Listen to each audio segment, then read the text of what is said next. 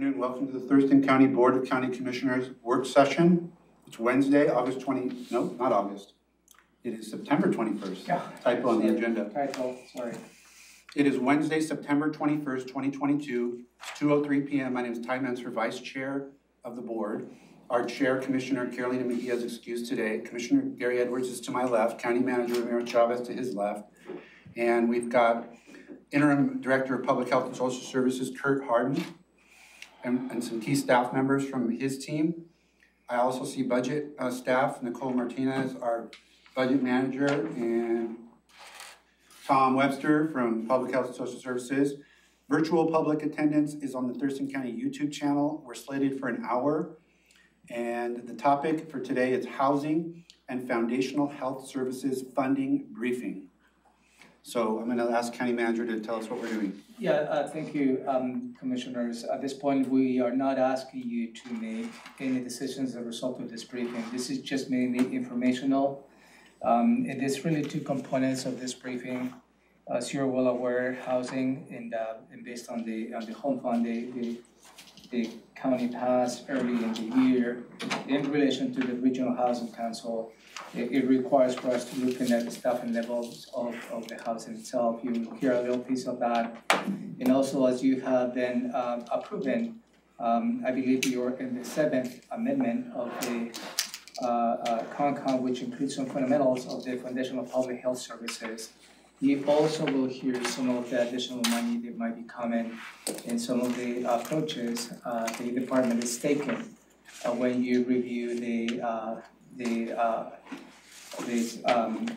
the 2023 budget. So with that in mind, Kurt. Thank you, County Manager. Kurt Harden, Interim Director of Public Health and Social Services. Again, Tom Webster from our Housing Division is with us, along with Erin Berkflid. She's the Program Manager for COVID, but also been very much involved with Foundational Public Health. And then Ram Retu is here. She's with our fiscal team and helping us with in a number of areas inside fiscal. I would like to be able to share my screen here just a second, so I'm going to give it a try to share my screen for the presentation that I have as I walk through this. Okay. And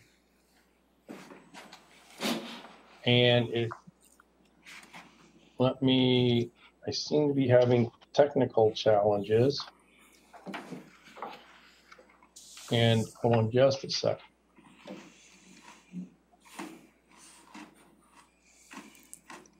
There we go. I'm going to get this Zoom thing down one of these days. Okay, so what you should see is housing and foundational health services funding informational briefing on your screen. Hopefully you have that. Yep. Okay, great. And so as I go through, I'm going to... you go to a PowerPoint?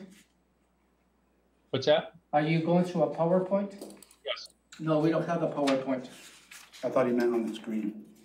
Oh yeah, I have it on the screen. I can also send this PowerPoint to you if you want. You can print it off real fast. Yeah, if you can send that to Jamie or Brandy, she can probably print so the commissioners can follow up on as you go through the slides. Okay. It's on its way to Jamie now. Okay, thank you. Okay. So I'll do the introduction, and then hopefully Jamie, I'll give Jamie time to print it off. My apologies for not getting this to you earlier. So what we're going to do is we're going to go through the agenda here, housing and funding streams. And I have to say up front, the information is slightly off. I'm going to say outdated because we had this information as of last week. And we just found out that we have an additional $2.5 million in amendment for TRAP commerce funding coming into the county. And I think Tom can talk a little bit more about that when we come into the funding streams. But and that's going to be in front of the county commissioners here in the next couple of weeks. So it's a fluid situation, as you all have seen, as the funding comes in different buckets and different timeframes. So you have a chart in front of you that was part of the document sent in last week, and it lists all the housing and the various sources of the funding by fiscal year. But what I've done here on this slide is consolidated all that into the bottom amount by year. And then I'm going to let Tom talk a little bit about the actual details of this as far as the housing funding coming in and what we're doing with those housing resources. So Tom, I'll turn that over to you. All right, thanks, Kurt. Good afternoon, commissioners. So you'll see our revenue is decreasing here in 2021. We're at just over $40 million. And a large part of this is due to the Treasury rental assistance funding that we received in 2021 primarily. So that large infusion of funds. We've also received a fair amount of that in 2022, which is why our numbers are still high. And as Kurt just mentioned, we're just receiving an additional $2.5 million in TRAP 1 funding from the Department of Commerce. This is funds that was reallocated by jurisdictions that were unable to spend their rent assistance dollars. So they were looking for jurisdictions that could spend those dollars. And we were identified as one of those jurisdictions. So that's why that late additional money. So that figure is probably closer to $36.6 million for 2022. And the other part of the 2022 revenue that has been challenging to kind of figure out is the right-of-way initiative funding. So this 2022 revenue also reflects money coming in under the right-of-way initiative. And so that's really the main reason you see the drop between 22 and 23 is the loss of the rent assistance dollars, as well as the bulk of the right-of-way money was coming in 2022. However, beginning in really in earnest at the latter part of 2022, we do start collecting the local home fund sales tax revenue, but that picks up in full force in 2023. In addition, kind of over time, there's a slight decrease that there's some funds from the Department of Commerce.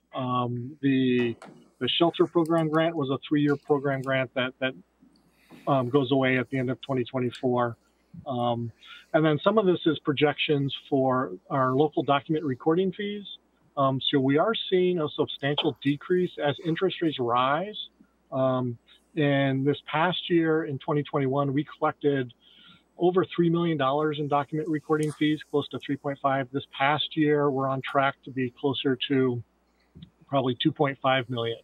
So there has been a substantial decrease in document recording fees as interest rates increase and people are not refinancing homes or home buying is slowing down. So there's been a lot of movement in our housing budget over the last several years, but also just in the last few months, especially with the right-of-way initiative as we figure out, at one point we thought Commerce was going to be sending us some of that right-of-way money. Now we've learned that some of that is going directly to a provider to purchase a hotel. So we've been dealing with that fluctuation as well. But happy to answer any questions I can about this high-level overview of the housing budget. But we see the impact from COVID, and that's being kind of, as we hopefully get mostly past COVID, at least the COVID funding dollars, getting back to a new baseline for the housing group. We have questions, is that Tom said?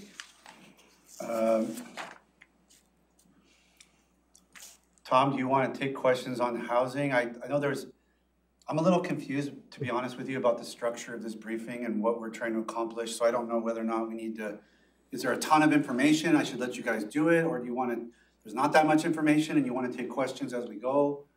I looked to Kurt and Ramiro for how they'd like to proceed.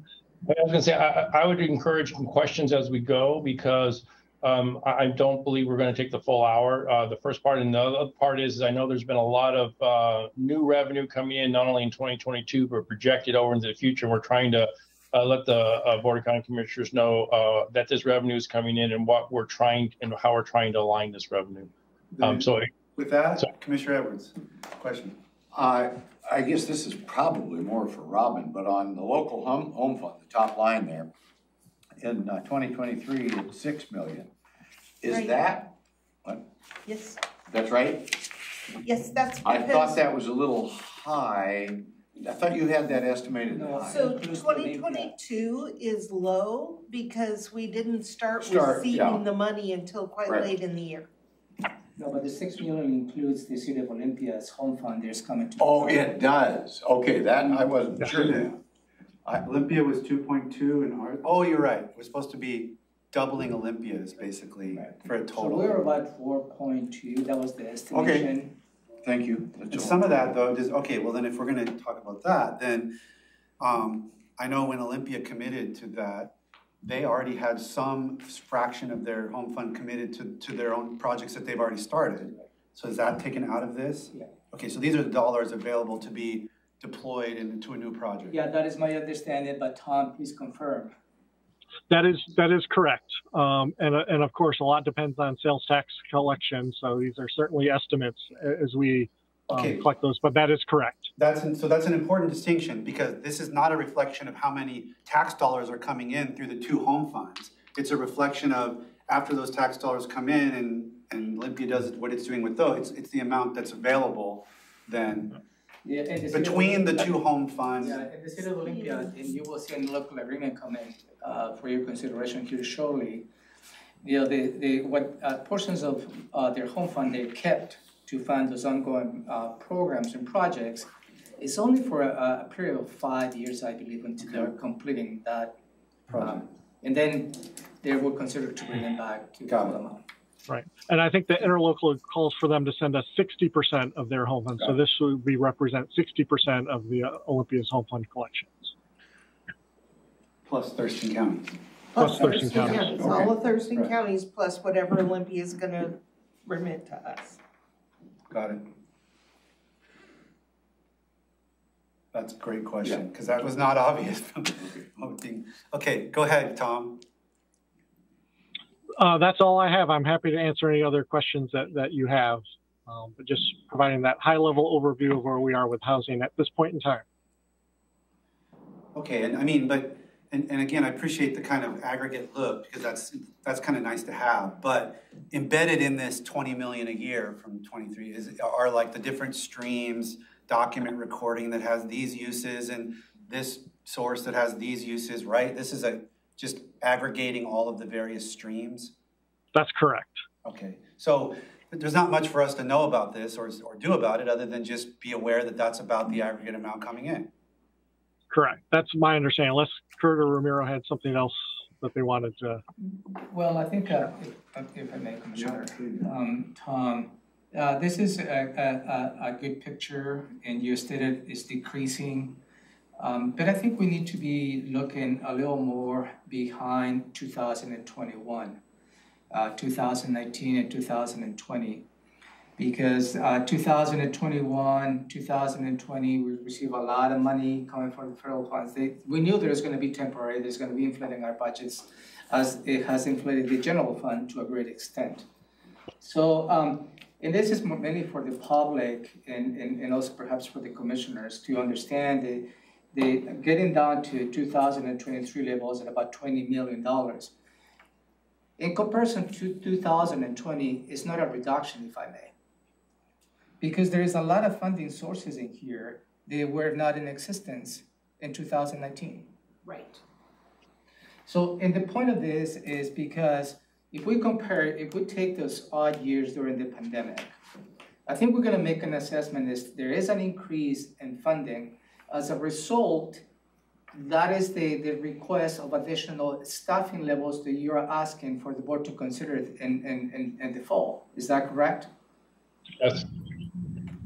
That's a good point, Ramiro. Yeah, I really appreciate that. And I don't have those numbers in front of me, but I would say in 2019, the housing office was close to an $8 to $9 million, $7, $8, $9 million range. And so that is exactly the punchline, Tom. I appreciate it because I don't want to leave this part of the conversation with the commissioners thinking that in 2023 you're going to have a $14 million reduction on your budget. And then how they're going to be able to support or not the additional staffing levels they're requesting in the fall.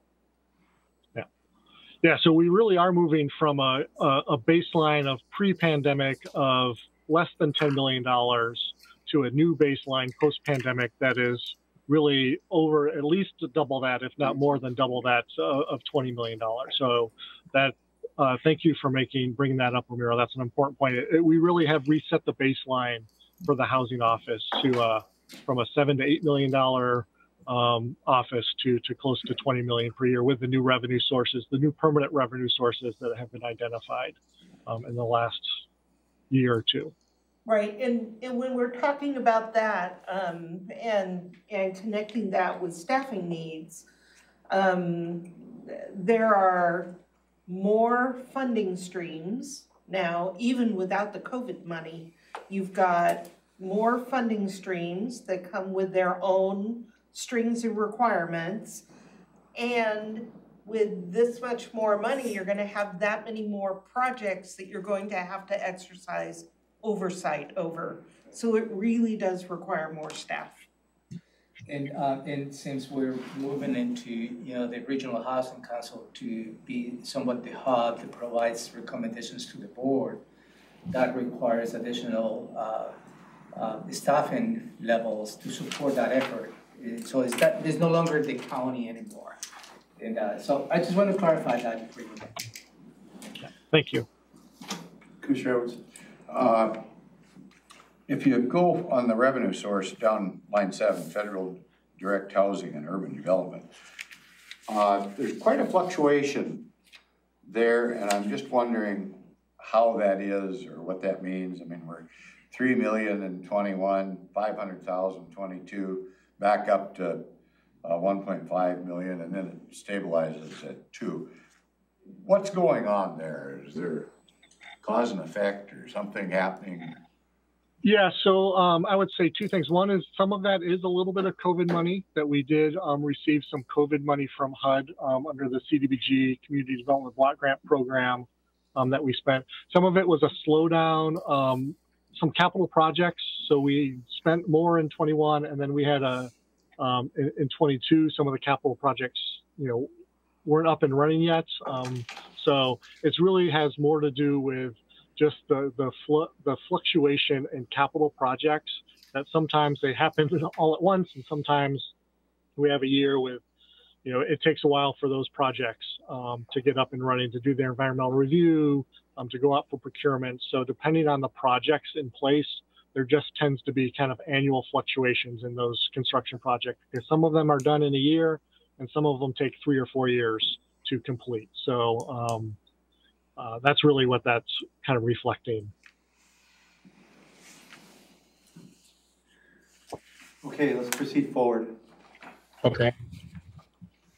So now I'm going to talk about the Foundational Public Health Services, FPHS, and I want to go into some background on the criteria for, and the for Foundational Public Health Services, because I know the board last fall did a lot of work in this area in the budget. So just a reminder that a review that the criteria for defining foundational public health, it's services that it's population-based, and it's services for which government is the sole or primary provider, and services that are mandated. And so when we talk about that, it's one of those areas where if someone else can do it or is doing it, then it probably doesn't qualify for foundational public health services. However, there's some gray areas, and one of those areas, and I'm just going to point out, is vaccination.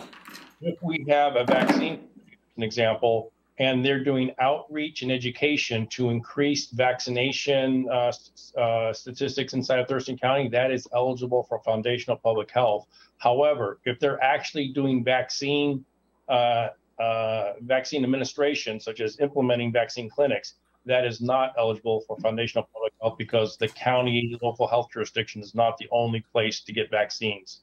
So that's just an example of where there's a gray area in the process. And then also funding from foundational public health cannot be used for fee-supported activities.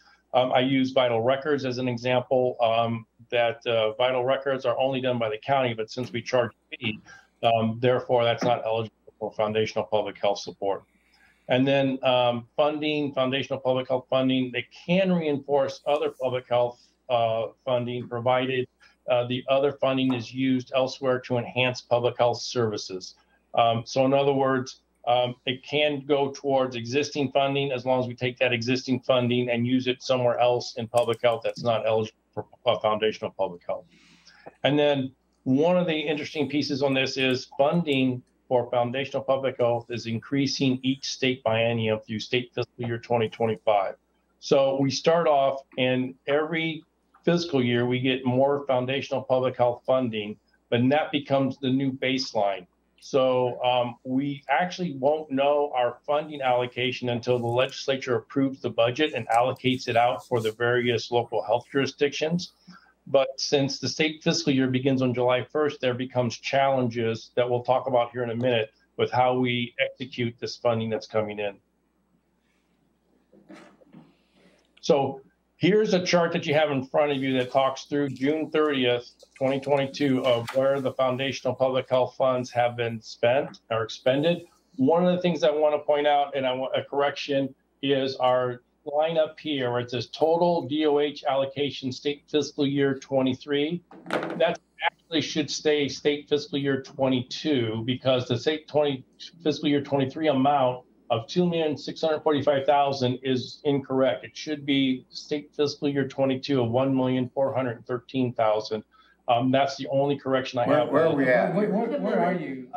It's difficult to track what you're saying, Kurt, with all the I respect. hate to ask, but. Okay, at the top of your handout, you should have a handout that came with the document. And he's Says- talking about right here. It Okay. Right, says state SFY 23. Okay, got it, 2-3. So, and I'm going to question that, Kurt, because state fiscal year 22 closed 3 months ago. Correct. So are you showing what was actually spent in 22? Yes, Okay, so these are actuals from last year. Then correct. and draft is weird. Well, the reason it's draft is we haven't finalized it yet. But what I want to point out is the $2,645,000 is for state fiscal year 23. What it should be for 22 is $1,413,000. So it's very confusing. June 30th. Okay, instead of 2,645,000, it's supposed to be what? $1,413,000. Wow, now I'm lost. Robin, if you go the same line you were on state fiscal year 20. You're just trying to make me feel Yeah, good, Rob. Commissioner Edwards I went say to, that. Commissioner Edwards went to the total. The That go all total- the way to the right total. It's actually the total aggregate amount is $1,413,000. We accidentally put the state fiscal year 23 number on that line only. Everything else on expenditures is the actual expenditures. My apologies for the confusion. I don't know if you can see my cursor or not. Yeah, I see it now. Okay, sorry. I'm talking about Okay, it is a bit confusing. So this is a busy chart, and what I wanted to do is take you through. This is the highlights of what we've done with foundational public health funding through June 30th of 2022.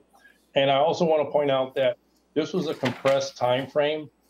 The fund expenditure time frame was January 1st of 2022 through June 30th of 2022. We only had 6 months to expend these dollars. So it was a very compressed process to do this. But we did environmental health, pollution identification and correction, which commissioners are familiar with. It supported disease control activities, immunization coordinator, funding for our communicable disease senior epi position. It supports the county community health assessment, identifying health priorities within the county. Maternal child health team, it provided iPads for real-time data collection and teaching videos out to the public. We supported the co-chair of the statewide emergency preparedness and response work group, which came from, the co-chair was from Thurston County Public Health. We participated in a statewide after-hours pilot program for after-hours duty officer. And then we acquired equipment for hybrid health meetings with stakeholders. And then there were COVID expenditures as well. So having said all that, what I'm trying to show is what we were utilizing the foundational public health resources for through June 30th, when the state fiscal year ended on June 30th of 2022.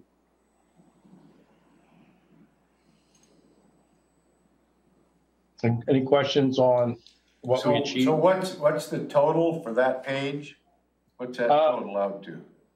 It totals up to $1,413,000. This piece right here, though, I pulled out some of the high points because it also supported some salaries within staff, and I didn't want to go down into too far.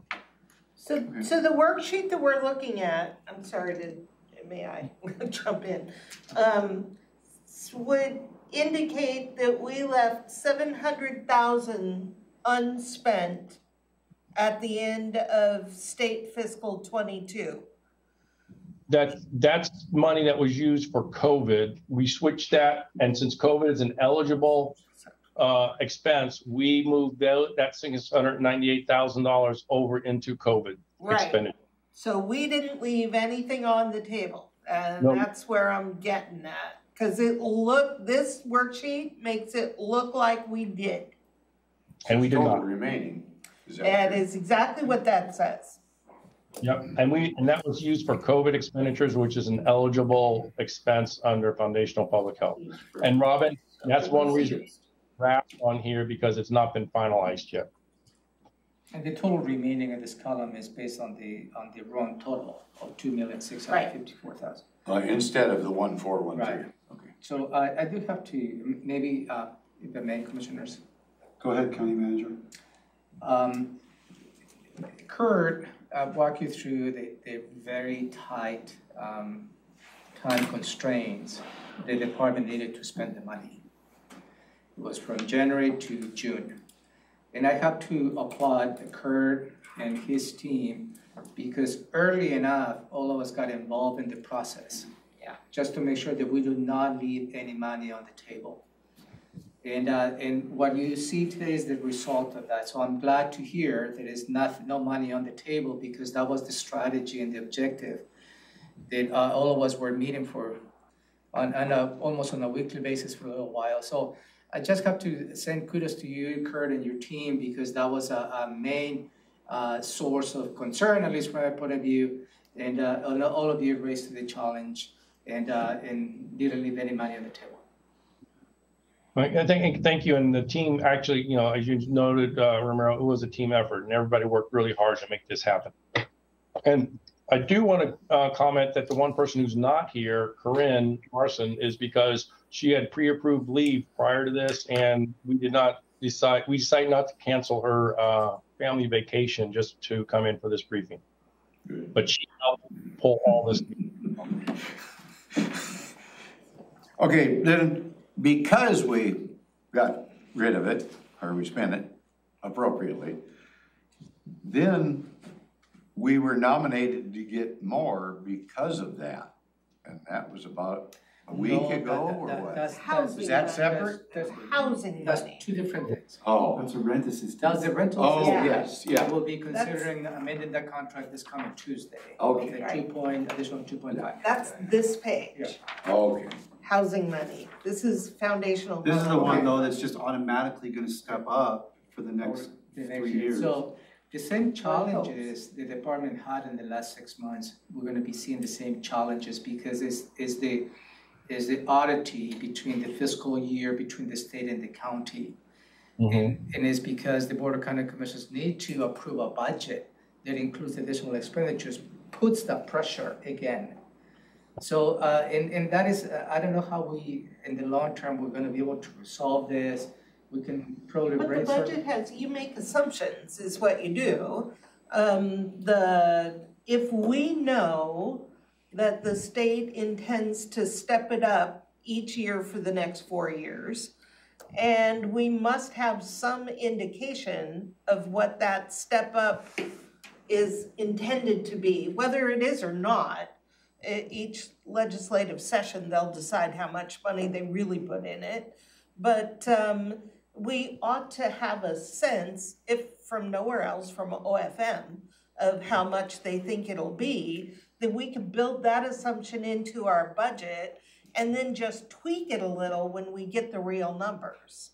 not have to scramble to say, oh my gosh, how do we use $1 million? But I think I think the conversation, as you stated, you're right, Robin, is how the expenditure decisions by the board should be complementing that assumption. Exactly.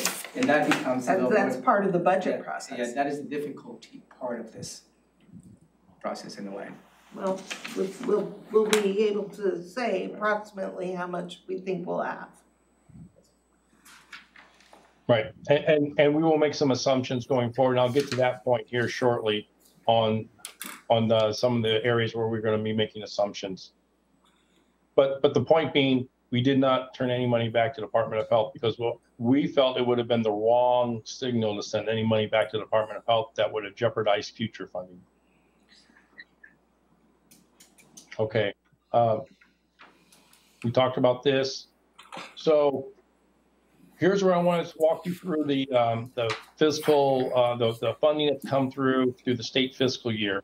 And I put the state fiscal year dates in here as Robin Campbell alluded to. Our state fiscal year dates are different than our fiscal year dates, but we received through June 30th, $1.4 million. Then that became our new base foundation. And then we, in June, were notified that our new funding amount starting July 1st would be $2,645,000. That included the $1,413,000 as our base. And then an additional, I want to say $1,232,000, if my math is correct, funding for the upcoming state fiscal year that ends June 30th, 2023. Then in next spring, the legislature is going to pass a biennial budget that will allocate out funding for foundational public health. And we will know sometime next spring, I'm guessing May, June timeframe, what our additional funding will be. We know it'll still have a foundational amount, a base amount of $2,645,000 starting July 1st of 2023. We don't know how much that will increase. But what we will do is put an assumption in based on historical increases and what we can get from Department of Health, as well as what Robin mentioned, Office of Financial Management. So we will bring that forward as well. But we will continue this increase through state fiscal year 2025, and we'll do estimates as placeholders in the future. Commissioner Edwards. But really that 2.645 is really only 1.413. So how does that move forward? No, that's. No? No, it was increased by. They did a typo on this page. They really are gonna get $2.6 million in this time period. So Right. I think what Kurt stated is the base of the 1.13 that you see, that's what we got.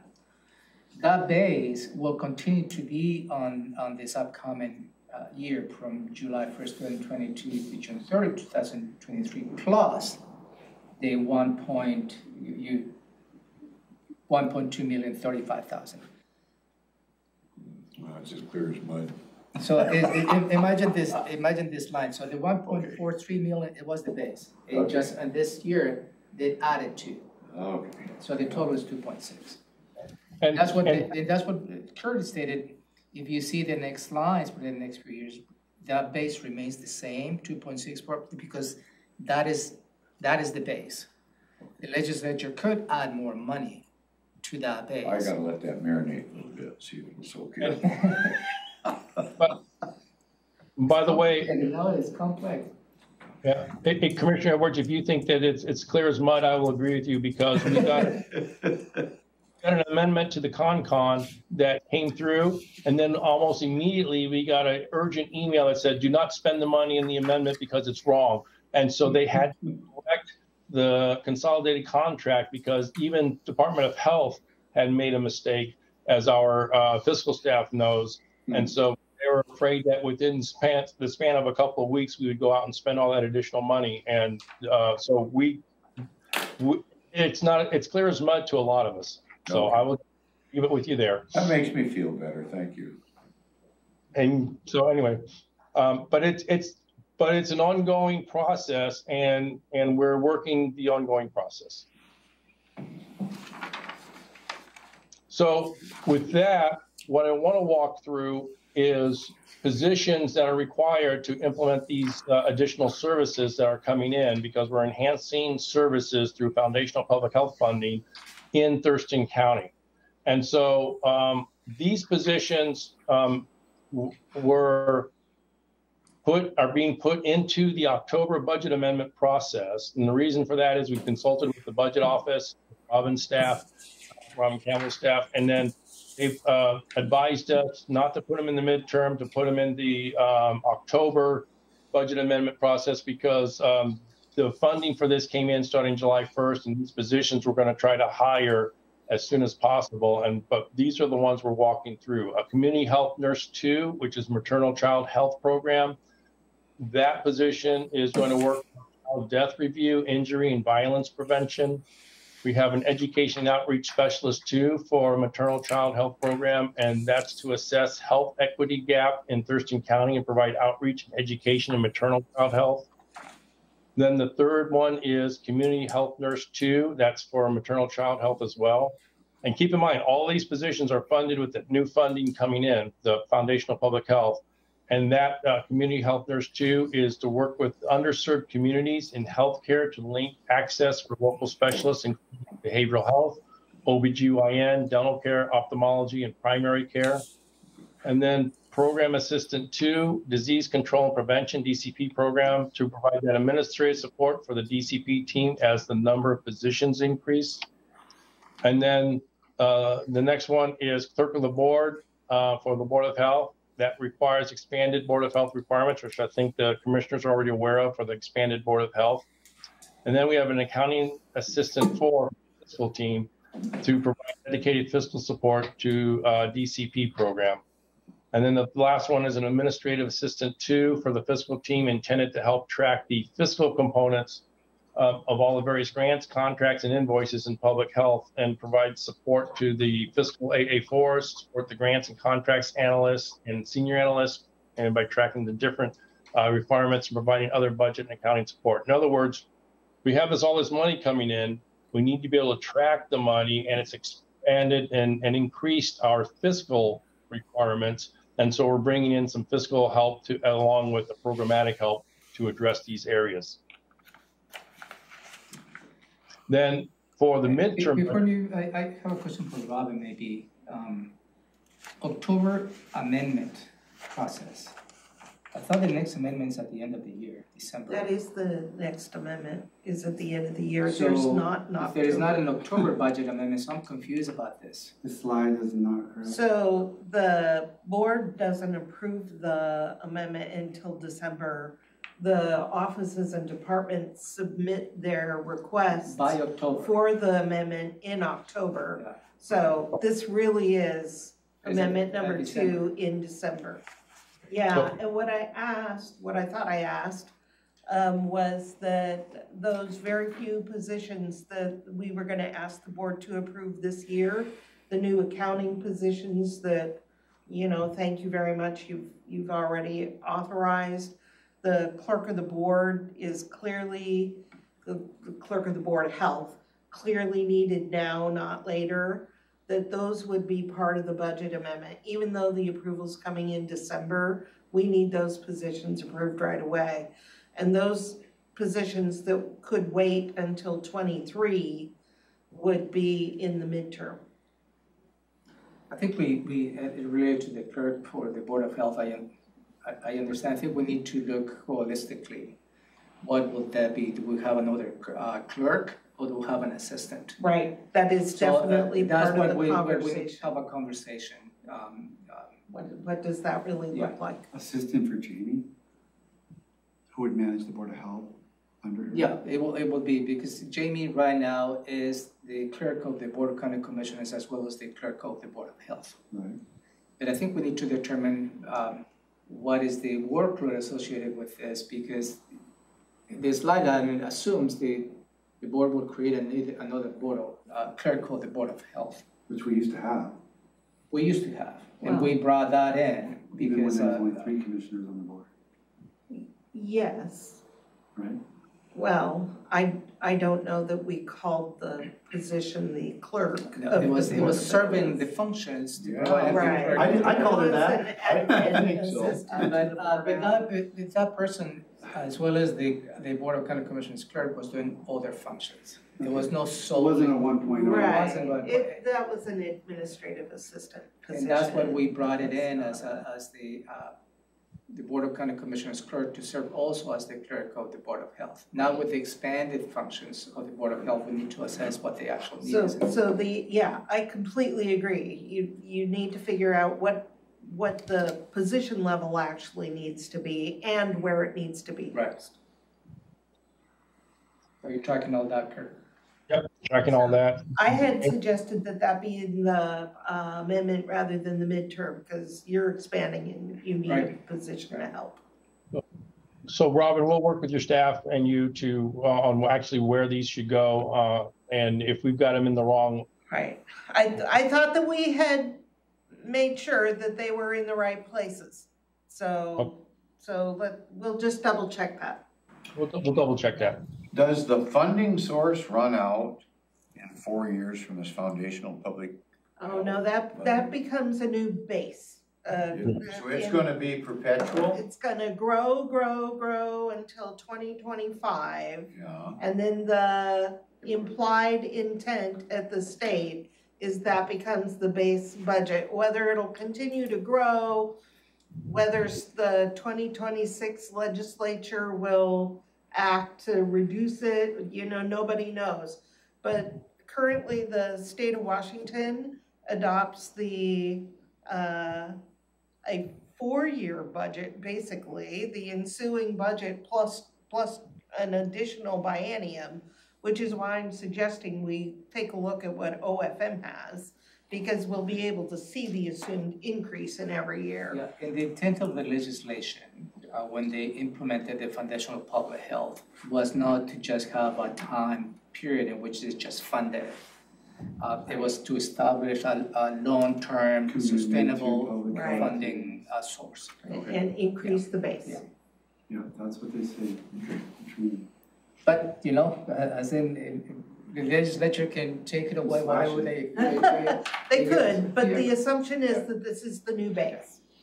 And I think that that's a reasonable assumption. From everything we've seen, I concur with Robin, it's a reasonable assumption that they intend to have this as a base for the future, because they're looking to resource public health, especially after the pandemic. Okay, so it's 2:45. So the goal here is to stop commissioners' heads from exploding when they see all these FTEs that are being requested. You're laying the foundation. Okay, got it. At what I'm point? laying with foundational public health funding, correct? Yeah, at what point do we have to weigh in on where this enhanced money goes? I know we had a special conversation about that in 2021, whatever, last year, and we put all of the one bucket into the septic program, and then you guys, I think it was Shelley, had a whole bunch of proposals for the different programs that we could, enhance that were, deficient and what this money was intended for. And is that gonna be something, now we've got even more money, Part of the midterm. so we'll be presenting us those proposals? I believe, Kurt, that you have proposals in the midterm coming in on how to spend this money, and I believe that there is a proposal to set some aside while we work on what to propose to the board and how it should be spent. Yeah, there's a portion of this, we have proposals coming forward for the board for midterm, and part of that, one of those is a portion of this being set aside for the Board of Health for The Board of Health, the way Let's see. the new Board of Health. Okay. To make some recommendations to the Board of County Commissioners. correct. yeah, because the commissioners have the final say on Right. those On recommendations. anything with money. Because the Board of Health does not have any fiduciary responsibility. That's right. Okay. But- So you do want to add the spending authority to the budget, even if part of that is a set aside and you clearly mark it that way, because what you don't want is to have to scramble mid-year. I don't want to bring a special budget amendment to the board, because all of a sudden you've got millions in foundational public health that needs to be spent. So you want Okay. to add it now. Right. Okay. Well, two things. One, the set aside for Board of Health recommendation for policies to the Board of County Commissioners is in there as in Questica as part of the term. I'll go back and double check and make sure we have a set aside for July 1st, 2023, what we estimate to be an increased spending amount. Why do we have this piece of paper that says need setup and it's a bunch of numbers?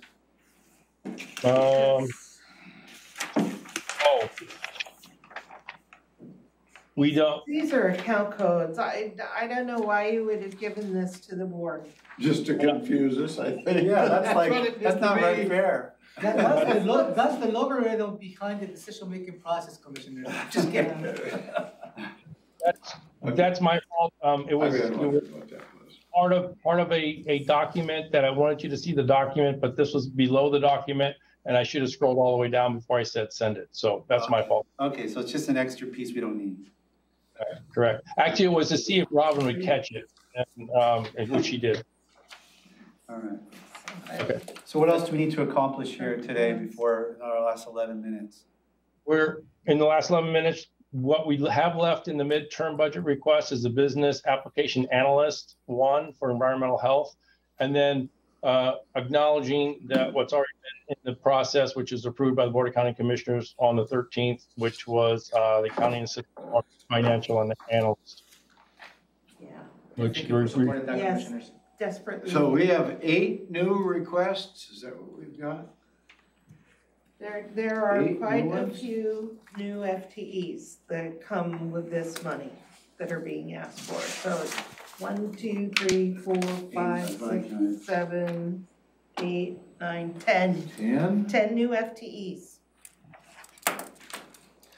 2 And- already did them. Yeah, but we've already Two done a got- couple, we've already, You approved these 2. yeah, so Thank just you. 8 more. 8 more. Okay. Just 8. Commissioner sweating. Yeah, only 8 more. Ha ha. All right, all right. so that Yeah, this is in, But theoretically, it's Can you covered. stop sharing your screen? yeah, sure. Okay, let me ask one other complicating question.